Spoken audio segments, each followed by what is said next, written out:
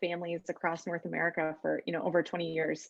And the specific sort of opportunities and obvious deep constraints and stressors, not just related to the pandemic, but sort of the multiple crises sort of unfolding in our country that will continue to unfold.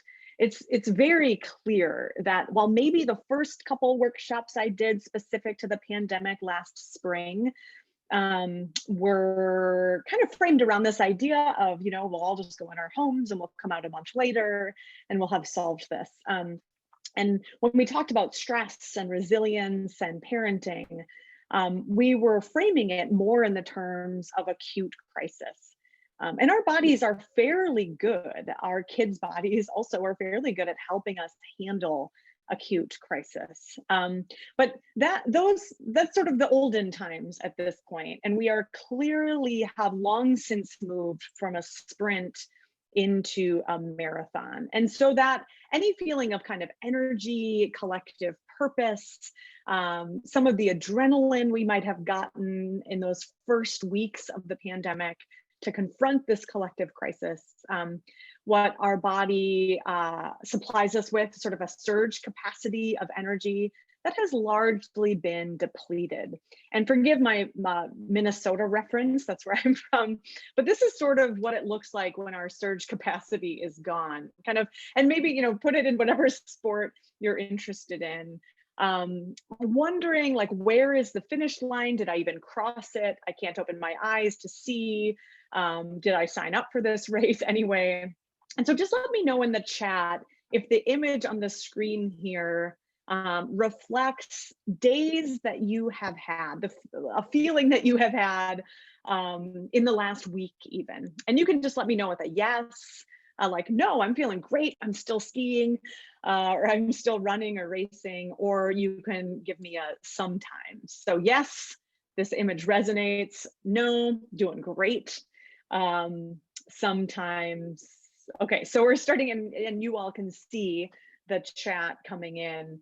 I don't see anybody yet who's like, nope, this image does nothing for me. I am still in full capacity. So definitely yes, yes, yes. And yes, especially recently, Justine says, which I want to point to, because in some ways, as I work with families and as I work with kids, there's this feeling of, okay, there's some sort of light at the end of the tunnel in terms of the pandemic anyway.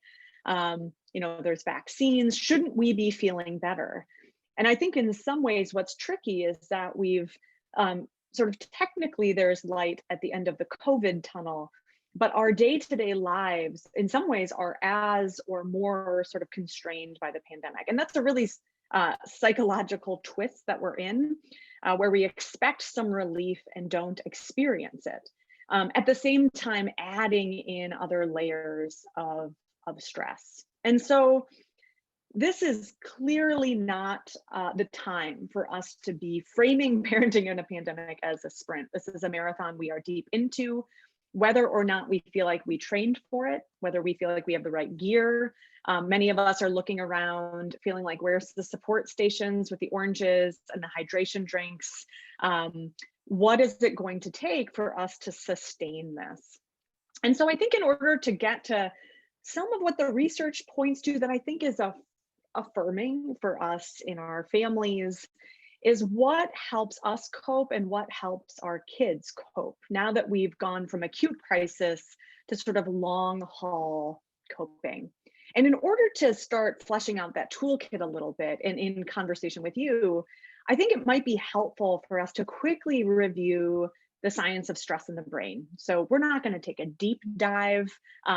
We are not going to do sort of advanced neurological processes, but it's useful to do a brief overview, not just because science is interesting, but because it can help us better understand how we're feeling, and help us build empathy, not just for how our kids are feeling, but how our kids might be behaving now that we are deep into this. And so let's just set the table really briefly with a reminder of the science of stress and the brain. So I'm thinking about what I've learned in terms of your school community. I have no doubt that you are watching your kids do extraordinary things, whether they are in hybrid or face-to-face learning.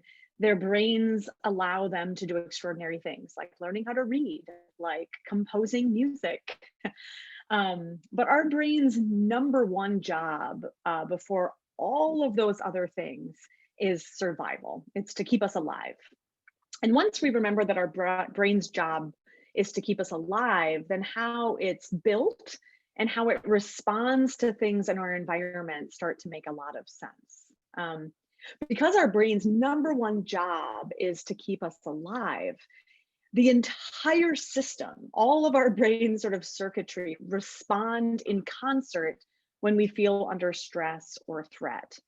So that when we detect stress in our environment, as we sort of scan out and perceive what's out there, is it going to hurt me? Am I okay? Once we detect a little bit of threat, right, we have those alarm bells go off, and immediately, without even thinking about it, our body orchestrates a complex chemical stress response reaction. And at that time, usually within milliseconds before we have the chance to even register what the stressor is, our entire brain responds by shutting down from the top down.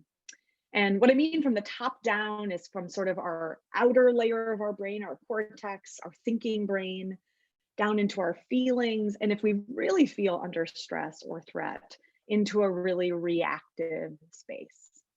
And so I just want to take a minute to remind us of the power of the thinking, the cortex, because then we can start to put into perspective some of what we're feeling and seeing in our kids, 10, 11 months in to the pandemic. So this again might be review for some of you, but it's worth it tonight. It's Tuesday night and our brains have probably already done a lot of heavy lifting. So you can just take your hand and sort of rub your own forehead, because the area of your brain right behind your forehead has done a lot of work as a parent.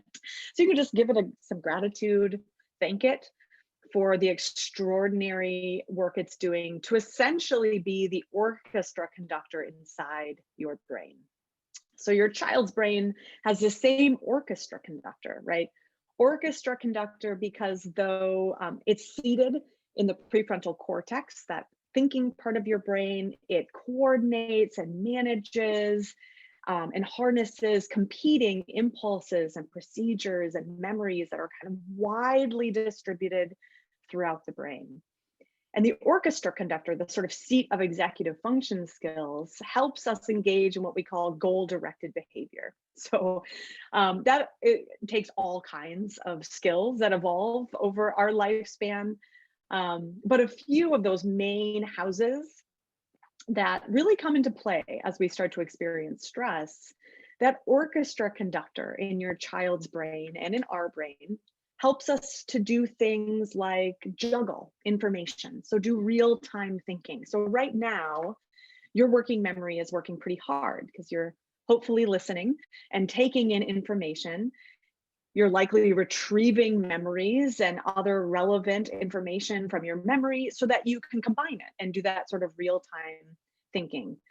So whether that's your kids taking in instructions from a teacher or something that you're saying, or whether it's learning something from a book, we're constantly bringing in information from our environment and juggling it in our working memory.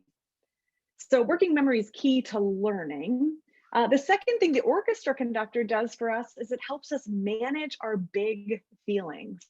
And there are a lot of big feelings that are really appropriate right now, ranging from sadness to grief to rage. And this part of our brain helps us manage those feelings. It also helps us manage our anxiety. And it helps us filter out distractions and focus on what really matters, whether it's to our communities, to our lives, to our schoolwork. So working memory, inhibitory control, if that's what sort of keeps your kids in the tracks, heading towards a goal. Cognitive flexibility is what allows them to be kind of agile in those tracks. So creative problem solving, perspective taking, thinking about how someone else might approach a problem. So of course, related to empathy. So this is a sort of overview reminder of the incredible work that that part of our brain does. And the reason it's helpful for us to remember what that part of our brain does is because when we're under stress or threat, that is the part of the brain that sort of shuts down. So our feelings brain kind of hijacks our thinking brain in order to keep us safe. And we should be grateful. Like, this has served us human beings very, very well for a very long time. And there's all kinds of examples we could come up with. This is not what the landscape in Minnesota looks like right now. We have a couple feet of snow. But if I could remember back to the summer and think about how glad I am that my brain is built this way, right? If I'm hiking along the Superior Hiking Trail, which is where we pretend like we have an ocean in Minnesota, even though it's just a Great Lake. And let's say I have my two kids with me and I'm thinking about, my goals, and I'm considering other people's perspective, and I'm having big thoughts and abstract ideas, right? My cortex is kind of ablaze. If all of a sudden I hear a big snap and a crack of a branch, I am very grateful that my entire body and brain are built to respond. If I kind of were built to continue to walk along thinking about the higher order of things, we human beings probably wouldn't have made it very far. Instead, my entire body and my kids' bodies are built to stop and look and listen to figure out, was that a branch or was it a bear? And it's as if my limbic brain is saying to my cortex, like, hey, cortex, let's deal with this. Once we feel safe again, you are welcome to get back to activating the orchestra conductor. That's going to help you move towards your life goals. And so this serves us very, very well when it comes to survival. The challenge is that it doesn't always serve us very well in the classroom. And it doesn't always serve us very well when we're confronting bears in our community, in our homes, in our schools, in our world that feel too big or don't feel like they go away. We're pretty good at walking along a trail, even encountering a bear. And as long as we make it out of that situation, we're pretty good at getting back to calm and getting back to learning. What we're not very good at is bears that don't go away, or bears that we have to sort of greet all on our own. Because what happens is we move from this place of new learning, emotional regulation, where we're capable of abstract thinking and problem solving, and we can get very concrete and very, very emotional and reactive. And so in many ways, while we are not confronting bears, this is not a picture of your backyard, nor is it a picture of mine. There are plenty of things in our political environment, in our health environment, that our bodies and brains are responding to in the exact same way. And we can think of big examples like obvious grizzly bears if our kids have experienced the loss of friends or family. That doesn't take much for us to realize that they're sort of an acute stress.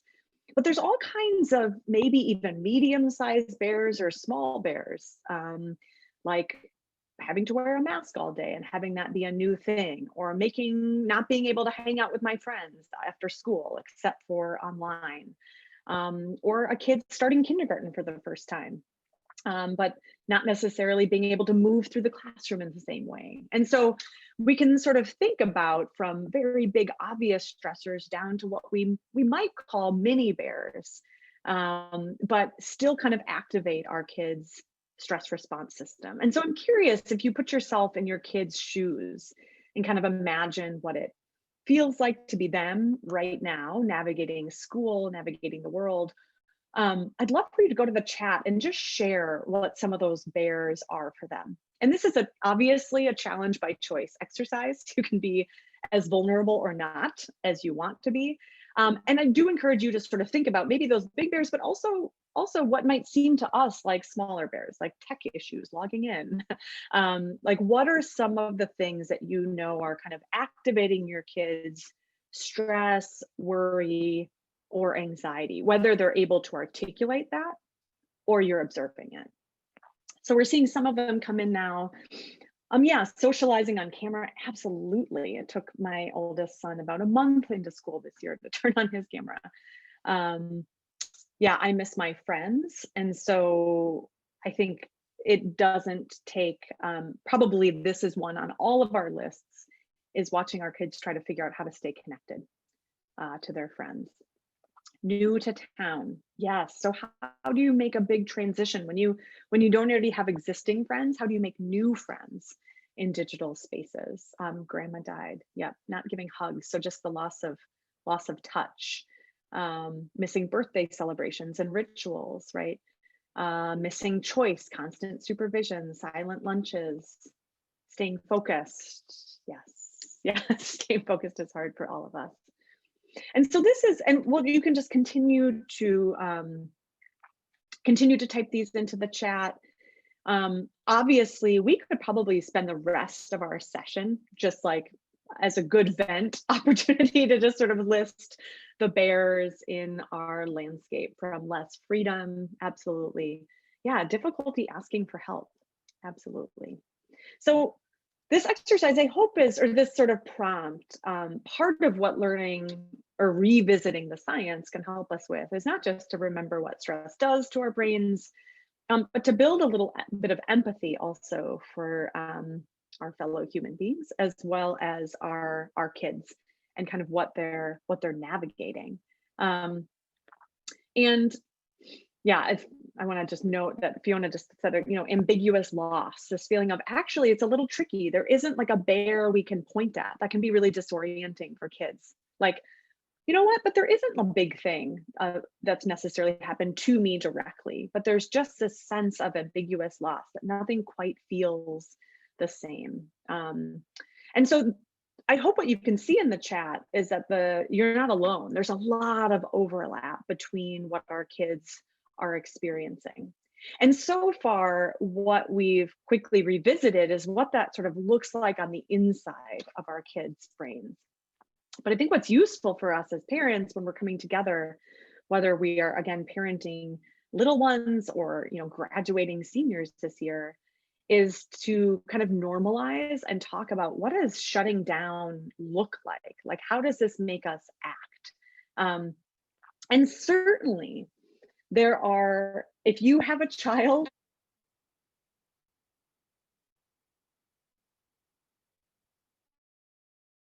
One second, I'm having an audio. One moment. I'm going to take these off. I'm having some kind of an audio trouble. My audio just left. Let's see. Hold on, everybody. Can you hear me now? Give me a thumbs up. Okay, great. I had all my audio just cut out, so I'll keep going this way. Okay, so some of you have kids who sort of express this to you, who say, I'm worried, I'm sad, I'm overwhelmed. And maybe they evoke a lot of empathy in you. Like, you look to them and you think, oh my gosh, you're worried and you're sad, you're reaching out to me, you want to hug, you want to talk to me about your feelings. And that makes us as adults sort of want to move towards you.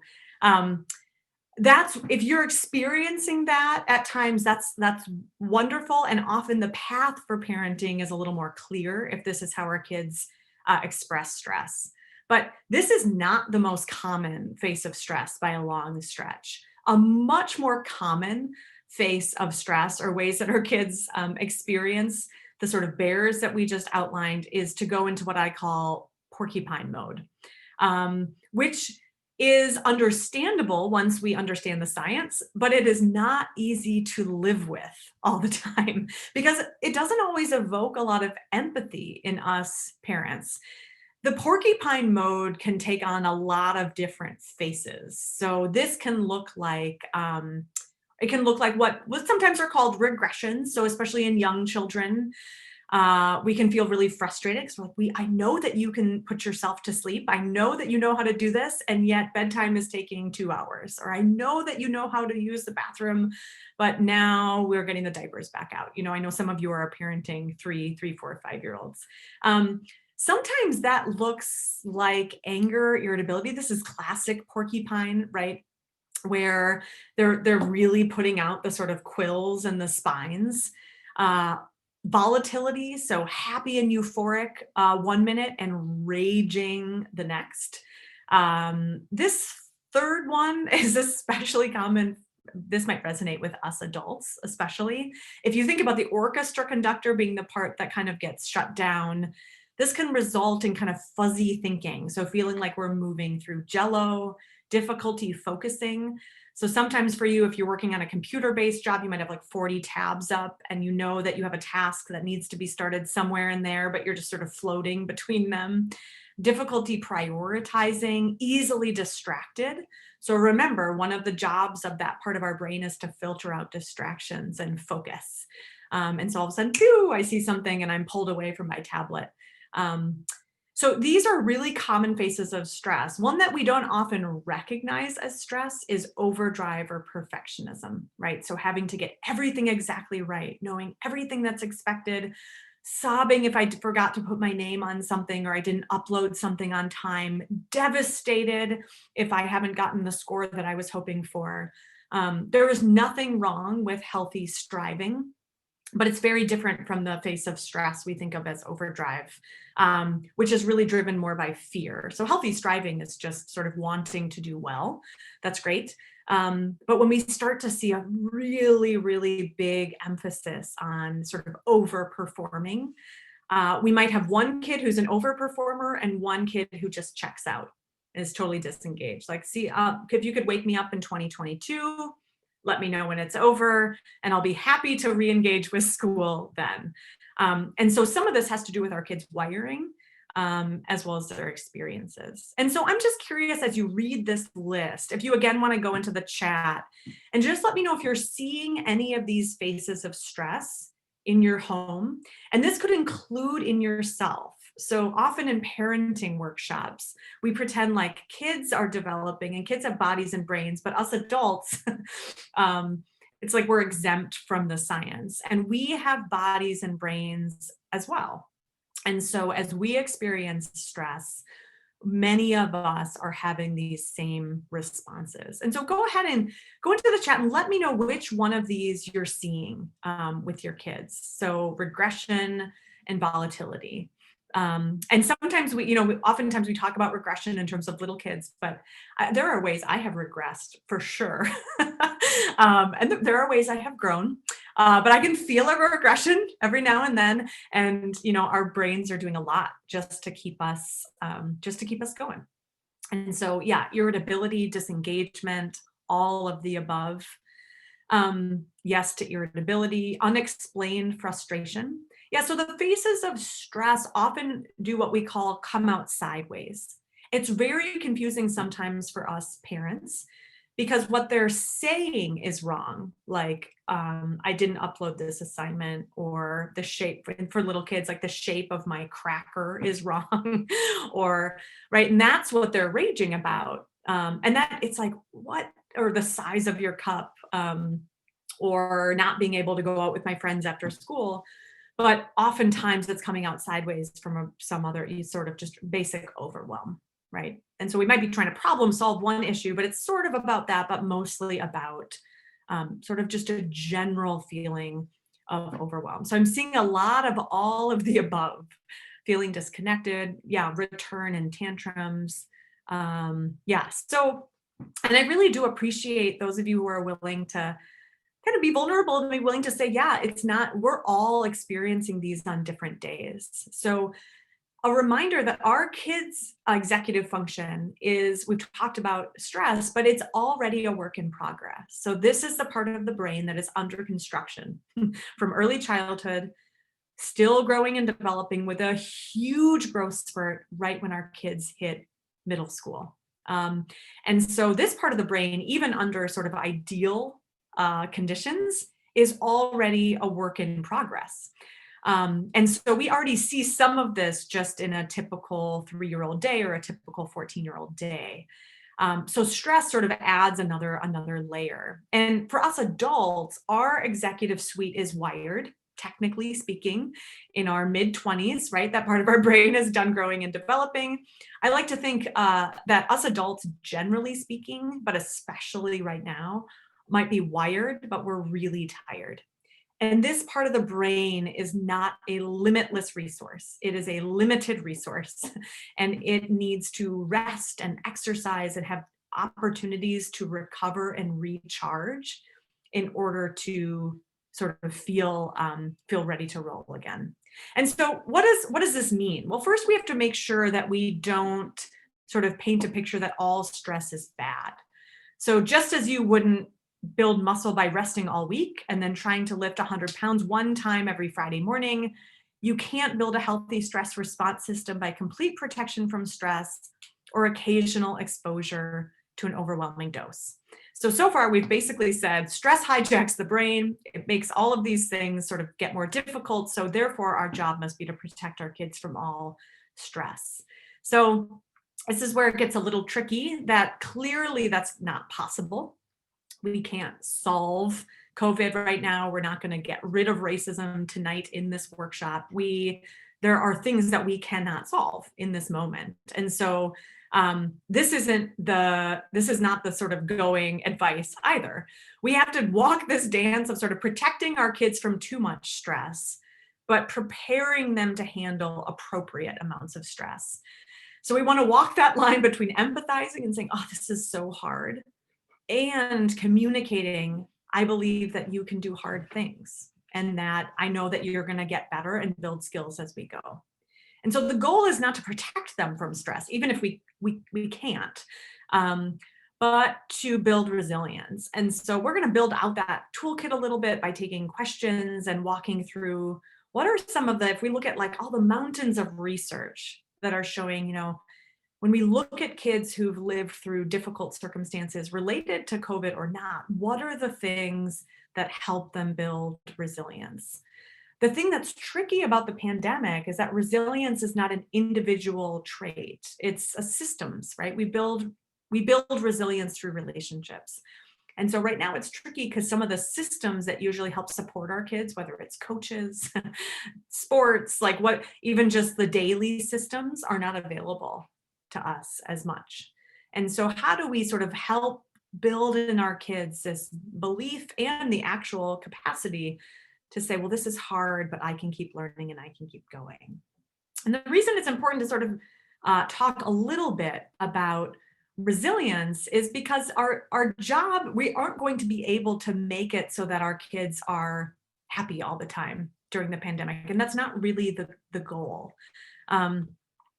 I actually really like this definition of mental health by Dr. Lisa D'Amour, because as we talk about stress, it's a reminder that when we talk about good mental health and protecting children's mental health, it isn't about getting rid of the stress or getting rid of the anger or getting rid of the sadness.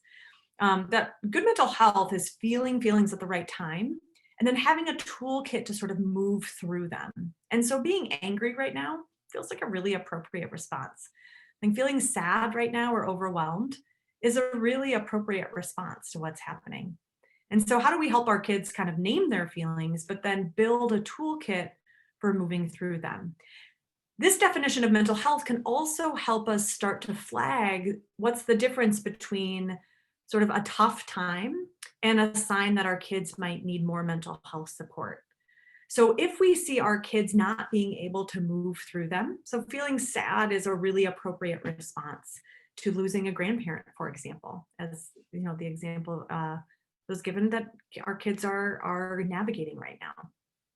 But not being able to move through our sadness, sort of not being able to find tools that will help me cope and sort of move through that feeling is a sign that maybe our kids need a little extra mental health support, and reaching out to the support team at school to get a sense, are you seeing this or are we just seeing this at home? I saw some of you said irritability. So, one of the signs of that our teenagers in particular might need a little extra mental health support is if they have sort of persistent irritability that they can't move through. And some of you might be thinking, I have a teenager, like irritability in a pandemic feels like really the right feeling at the right time. So when we're talking about that for teenagers, we're talking about irritability sort of in all domains. So not just at us, it's their job to be irritable at us, but also at their friends, at their teachers, at their favorite video game, like everything is just sort of irritating them. So again, it's the right feeling at the right time, but are they able to sort of move through it? So it's kind of keeping an eye on that definition of resilience, that sort of, this is hard, but I can keep going, and I can identify some tools that help me feel better, that keep me learning and keep me moving. And so I'm going to pause there for a second, and we're going to then start, building out our toolkit a tiny bit. But I'm curious if there's any contributions or questions so far, or observations about kind of our quick overview of the science of stress and what it can look like. And I'll wait for those to kind of come in. I wanted to pause and at least invite them so that you can write them in. And what I'll do is I'll keep an eye on the chat. And then if I feel like there's one that I'm not going to actually speak to already, I'll pull it out and make sure that we can get to it. Here's the good news while you're typing, is that so far I've painted a little bit of a daunting picture. We spend a lot of time in this workshop talking about what this looks like on the inside, because as it turns out, there is no parenting expert that can come to us. In fact, you should just log off Zoom if anybody promises this and says, well, if you do these 5 things, right, you'll have a resilient kid. Or if you do these 3 steps, like 3 steps to a quick, stress busting tips for the pandemic. The reality is that one of the biggest tools that we have in study after study after study, when we look at what helps children navigate challenging times, is warm, safe, and caring relationships with adults, preferably their primary caregiver. And so this might seem obvious, like, yes, we need to love our children. But it's really helpful for us to remember the science of stress, because once they're in porcupine mode, and we stay that way for a long period of time, it can actually make it more difficult for us to deliver what our kids need, which is that there's this dynamic combination of connection and structure, sort of warm and caring relationships, but at the same time, expectations that they can do hard things. And that we're going to continue to provide some structure. And so this is not always an easy balance, but the research kind of on resilience sort of boils down to what Dr. Ann Maston, who studies resilience in children, she calls it sort of the ordinary magic of family life. And so that's not to say that we can just wish all of the stress away, but rather that this combination of connection and structure provides this buffer around toxic stress for kids. The challenge is that it's not easy to do when we're stressed, and our kids rarely thank us for it. They're not like, oh my gosh, wow, our 7-year-olds aren't like, this dynamic combination of warm and caring affect and yet holding me accountable is really priming my brain for success. Like, they are very much in their own world. And so we don't always know that what we're doing is working, because doing warm and caring guidance and structure is just messy. It's an art. It's more of an art than a science, and it depends upon our style and our kids' wiring. But it can kind of boil down to this, which is that what we want to try to communicate to our kids is a level of empathy, that we understand that this is hard and that we're on the same team. So this is really hard, isn't it? We've never tried to do hybrid learning. I've never worn a mask for this long. This is really hard. We will figure this out together. And the more ways that we can communicate that, so we get to get mad, but we can't stay mad. We get to be in porcupine mode, but we can't stay that way, because once we get stuck in those dynamics, then the magical buffer of ordinary magic that can surround our kids starts to erode. And so, yeah, as I look at some of even the comments that are coming in, I find that it's very important to pay attention to our children and not just get caught up in our own feelings. Absolutely. One of the things that we can start to do when we see our kids even in porcupine mode, whatever that looks like, is we'll write our own story onto it. Well, it must be because of this. And sometimes it's like the stuff we're struggling with. It's like, well, turns out what's making me totally lose it is not what's making you totally lose it. And so having that opportunity to sort of slow down. And so what does that look like? Well, in the good times, we want to fill our connection account as much as possible. And Jamie, I really want to call out what you just said. We are spending so much time together. So connection does not have to equal time together. I think actually in some ways, quality over quantity as much as we can. So for little kids, this is really hard. Like we can't just be like, okay, we're taking a night off, 5-year-old, good luck.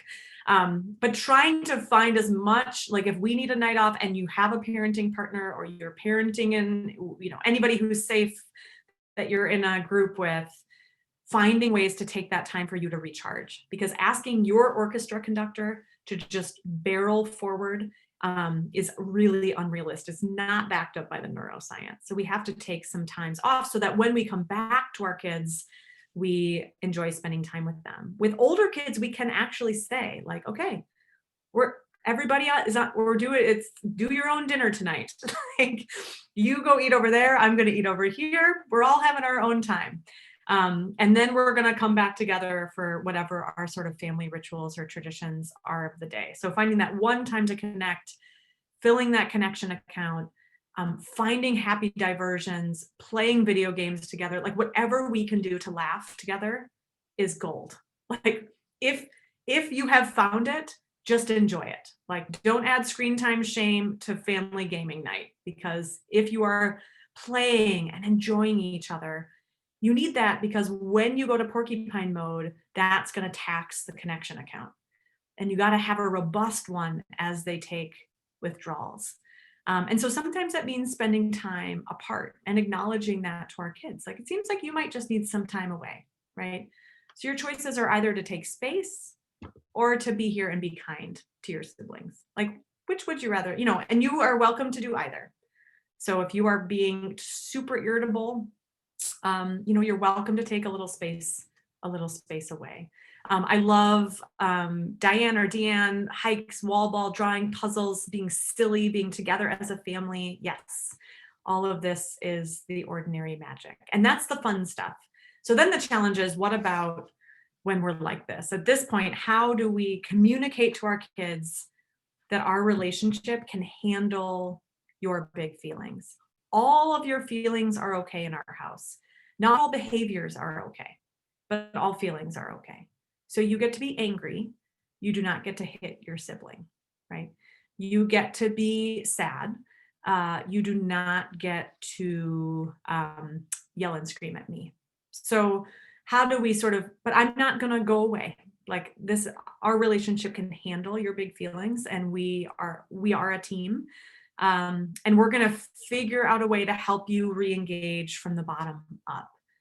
And then we're going to develop a toolkit. My guess is that we're 11 months into this thing, and you all have developed some self-understanding of like what makes us fly off the handle and what actually when we can feel our cortex re-engage. And so this is a model that can be really useful if you feel like there's a lot of those phases of stress. And oftentimes we talk about them as flying off the handle, but sometimes it's just checking out. We each have our own phase of stress. But the brain science tells us that we'd be much better to follow this model, which is to figure out what's our toolkit for getting to calm, or I would call it sort of stress recovery. At which point then we can offer that empathy and connection, and then we can move into coaching. When we don't follow these steps, a few things can go awry. So if let's say my, how many times a week does this happen? My 10-year-old flies off the handle. he's very much an externalizing porcupine, so people go to rage quickly. And let's say he's stomping up the stairs and he slams his door. There's a couple things that I, as an adult, am tempted to do. One is to throw my cortex out the window, stomp up the stairs after him, and sort of go limbic brain to limbic brain, right? That does not tend to go very well. The other thing, though, that we are tempted to do is, 10-year-olds stomping up the stairs, slamming the door. And I sort of walk up calmly, and I immediately, without taking a beat, go in with my cortex. Like, excuse me, have you thought about the goals that we talked about last week? And, he's raging and I'm trying to talk to his cortex. And where is his cortex? Out to lunch. And as he doesn't respond in a thoughtful way, I'm getting increasingly aggravated because I'm being calm and I'm using all my words and you're not able to. And so I've skipped over calm and connect. And I have to remember that his brain is not in a place for new learning yet. And so this can look different for different kids. Our toolkit for getting to calm, offering that kind of empathy. Can you tell me more about it? Sometimes connection for older kids can sound like, is there anything I can do right now that wouldn't make this worse? Like sometimes kids don't know what they need, but they definitely know what they don't want us to do, right? In what way can I not make this worse right now? But I'll be right here when you're ready to talk about it. And then once we're both calm and have our cortex with us and our orchestra conductor online, then we can go to problem solving or coaching. So this doesn't mean that there's no limits, but limits only work if our kids are in learning mode. Otherwise, it's just a punishment. And punishments might shape behavior, but they don't really help our kids learn skills. And so coaching might look like it's okay to be angry. With older kids, it might not be flying off the handle, but it might just be totally overwhelmed. Right here, if you need me. And then the coaching might be giving them some control, right? What do you think your next steps might be? Or what's your plan next? Do you want me to help you brainstorm some ways that you might move forward or not, right? And so in a workshop, this all sounds like, oh yeah, this is so nice. And maybe in the morning we wake up and we're like, I was born for this. And you're like calm and connected. But I find this to be very useful for when I can feel myself at my total threshold, which starts earlier and earlier in the day during the pandemic, to have this sort of mental model, right? I'm too angry to talk about this right now. With older kids, we can say, let's talk about this after dinner, or let's talk about this tomorrow, right? Both of us are too overwhelmed to have a good conversation now. When do you want to talk about it, right?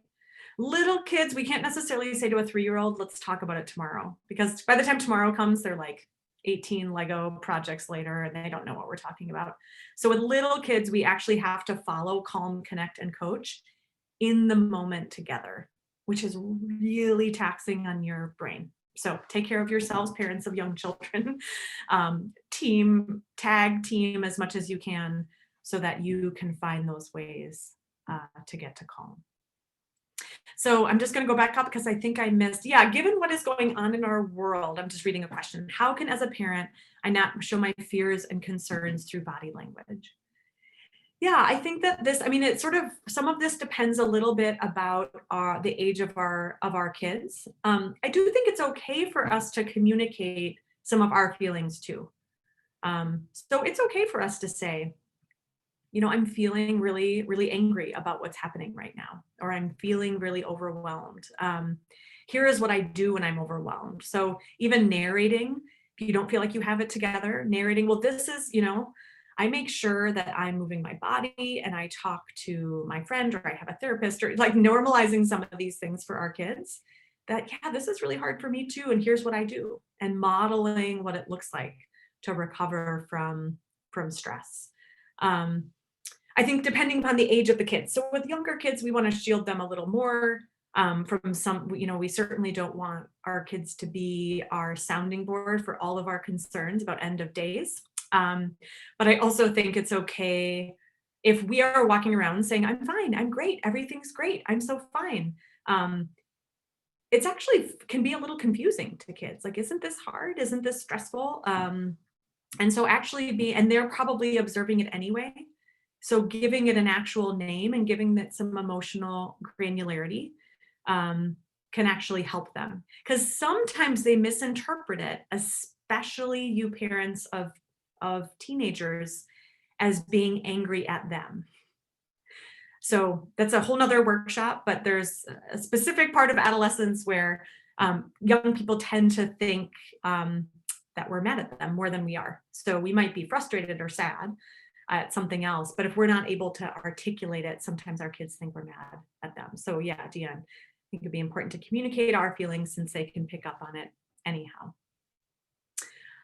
So let me give you one more as we think about warm, strict, and then keep asking. This is sort of free for question time. So keep on typing them in if that's useful for you. So I think one of the things that can help with that warmth and structure is for us to think about, we don't want to let go of structure, but we want to do structure where it matters most. So thinking about what matters most to me right now, rather than fighting about everything, I'm just gonna really set boundaries where they are most important for our family functioning, school, and our mental health. And I'm going to work really hard to let go of some of the small stuff right now because there's a lot. Usually you are sharing the work of structure and coach with a lot of other adults. And so I know a lot of your kids are in buildings and that's great, but my guess is that there's still not as much time with coaches, not as much time with friends' parents, not as much time with random babysitters and other adults. Usually we distribute structure. We're not the only ones having to do it. And so the pandemic has really made it challenging because we have to provide a lot of the structure outside of the school day. And so the more we can just set structure where it matters most and then provide freedom inside of that. With little kids, that could be choices, right? Do you want to wear this shirt or this shirt? And for teenagers, that might be, I know you need to do this around the house, and I know that you need to get your homework done. So what's your plan for getting that done? The expectation is that you get both of those things done. That's the structure, but we want to give, especially as kids, I think this is true in the pandemic, even for all age kids, so much of their agency and choice is constrained right now. So in the million little micro ways we can give them agency and choice in our homes, the more that they feel a little bit in control of what's going on, even if it's choosing what's for dinner. I mean, like anything we can gift to them. Great recommendation in the chat. Generation Mindful has a great wall of illustration, or has a great wall illustrations for naming feelings. Yeah, name it to tame it is that old saying. There's the 4 big feelings, right? Sad, mad, glad, and then underneath that, what is the feeling? I'm actually scared that somebody's going to get COVID. It came out as anger, but I'm actually really scared, right? So the more that we can get to that feeling under a feeling can be a relief. Yeah, Post-it notes around the house can be a great reminder to keep up with structure, right? So how can we distribute structure so it's not always coming back to us where we're the enforcer? These are great ideas, great ideas. And so, I mean, I think as we wrap up, this is just a time as we think about building that toolkit is a reminder that there's some big takeaways from the research: warm, caring connection, structure, and having opportunities for kids to have sort of choice and agency. But beyond that, one of the legacies of the pandemic, I hope, this is sort of the hopeful part of me, is that each kid, each nervous system has its own stress recovery toolkit that works. For you, it might be running, and for your kid, it might be quietly coloring. For you, it might be talking to 15 friends, and for your kid, it's having one good friend. And you don't have to have the same toolkit. And so one of the things we want to help our kids do is identify what's working and what's not. Which social media platforms help and which hurt right now? Which shows help me feel better and which hurt? And helping them to the degree that they can, even if they're not able to articulate it, asking them those questions, mirroring it back, because this is not the last hard thing they will do. We will, once we emerge into the world again, we will continue to grapple with many of the things we're grappling with now. And there will be some strong legacies from this time. I hope one of them is that kids have had adults in their lives who help them build and articulate that toolkit. And they may not be able to name it when they're 3, but we can help them sort of experiment and try. And so I hope that this was useful as kind of, if nothing else, to normalize maybe how you're feeling, to normalize that you're not the only one who feels sort of foggy, or has days where you're just laying face planted in the snow. And that parenting has always been a delayed gratification activity. And the reality is that our kids don't always turn to us and thank us, but likely what's going to happen is when they're 25 and they're looking back and they think, oh my gosh, we were stuck in a house for a year together. How I can't believe that you continued to make me feel like we were on the same team. And that made all the difference in the world. And so in the meantime, what we have to kind of do is to continue to figure out, how do we just keep filling these buckets? How do we turn towards each other and say, how can I be a friend? How can I be a helper? How can I recharge? And how can we kind of build our toolkit together? So if you'd like to stay in touch, an easy way to do it is probably on a webinar. All of your phones have cameras that immediately will take these codes these days. So this will take you right to a page where we do a newsletter every other week, and we translate brain science into easy to understand strategies around social emotional development and screen time. So if you'd like to, no pressure, but you're welcome to, I'll see you come in, and I can also share the slides and some follow-up resources. I'll be in touch with Sloan as well about that. But most importantly, maybe I'll just end with this message that this is really hard. And we'll figure it out together. So I'm really grateful that you have a strong school community where you can turn to each other and problem solve. Thanks for everything you're doing. I hope to stay in touch. Erin, thank you so much. This has been such a great resource. I hope everyone's takeaway is a lot of good ideas. If anything, it's been nice to hear that everyone is, feeling the same thing. And we all have the common goal of just coming out the other side with strong kids who are ready to get out there and take everything on. So thank you to everyone for making time to come tonight. I really appreciate it. And again, Erin, thank you so much. This has been just fantastic. Thank you. Thanks for having me. Yes. Good night, everybody. Good night. Hope your brains get a rest tonight. Sweet dreams.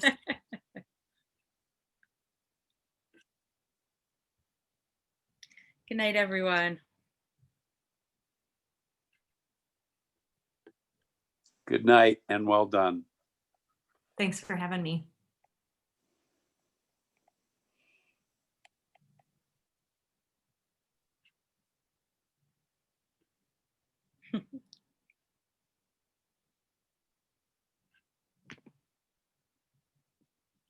It's been great, Erin. Thank you so much. Yeah, I hope that was hopeful or on target for what you were hoping for. Absolutely. It was great. I took some notes. I love the porcupine behavior term. Because that just sums it up so well. Like, yeah. I was just cuddling with you, and now your nails are out. What happened? What happened? It just really, that is fabulous, and I'm going to use that. That is great. Good. So, well, thanks for having me, and thanks for organizing. Thank you, and I'll be in touch with you. Thank you so much. Have a great evening. Take care. Have a good night. Right. Bye. Good night, everyone.